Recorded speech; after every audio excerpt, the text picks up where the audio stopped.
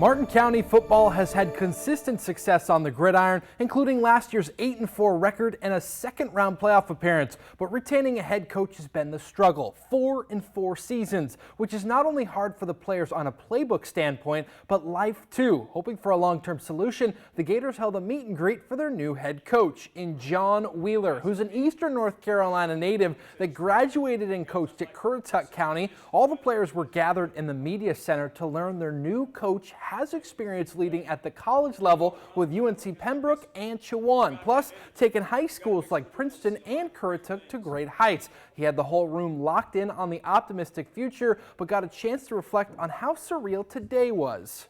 I mean, it's truly a homecoming right now. You know, being from Northeastern North Carolina, seeing a lot of familiar faces, it's definitely, you know, comforting to be back and be able to coach football here at Williamston. It's championship mentality, but I think it's in everything that we do. I don't think it's got to be isolated to just the field. I want a championship mentality in the classroom, in the community, and everything that we compete in. And he made sure to shake everyone's hand at the end.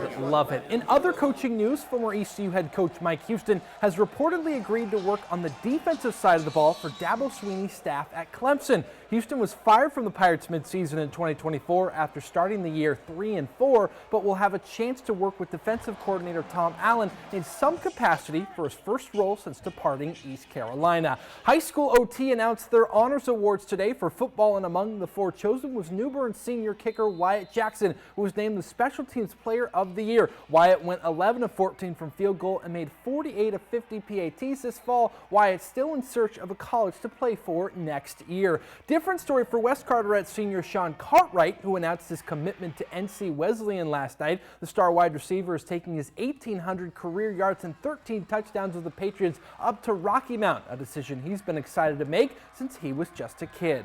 Ever since I was a kid, I wanted to play college sports. It started with basketball, shifted to baseball, and now it's football. And, you know, it was always my dream to play Division I, but North Carolina Wesleyan kind of ended up being the fit for me. Just decided to go where my heart was telling me, and that was North Carolina Wesleyan. Bishop Blue in his future. But staying with West Carteret, Patriots basketball hosted Kinston to make up their postponed game from January 15th. The Pats had Juwan Tripp rifling the triple on not just one occasion, but 2. As West trailed by just 4 points in the fourth quarter, Perry Tyndall saying, "How are we letting the same guy get open looks from 3 against us?" Luckily, he has some shooters on his side. Keyshawn Herring from the top of the key to Jamarian Washington posted up in the corner for another beyond the arc shot. Now, West head coach hearing a lot of smack talk from Will Keenan from the Vikings, but Kinston backed it up with their game in a tough victory on the road, winning 62-54. It's been a grind the last week and a half, 5th straight road game, and our guys just kind of gritted out, came out in the third quarter and fought, extended the lead against a really good team on the road, and just proud to get a win. Next up, a Lenoir County rivalry with North Lenoir on Thursday. As for North Carolina, the Tar Heels fresh off a 1-point win over Pittsburgh, but couldn't carry that momentum into Clemson because the Tigers rode their high of beating Duke on Saturday and applied it to Hubert Davis's crew in an 85-63 win. Tar Heels now 14-11 on the year. Yikes. All right, that's going to do it for sports tonight. For News 12, I'm Luke Schwartz, and that's tonight's edition of Sports with Schwartz.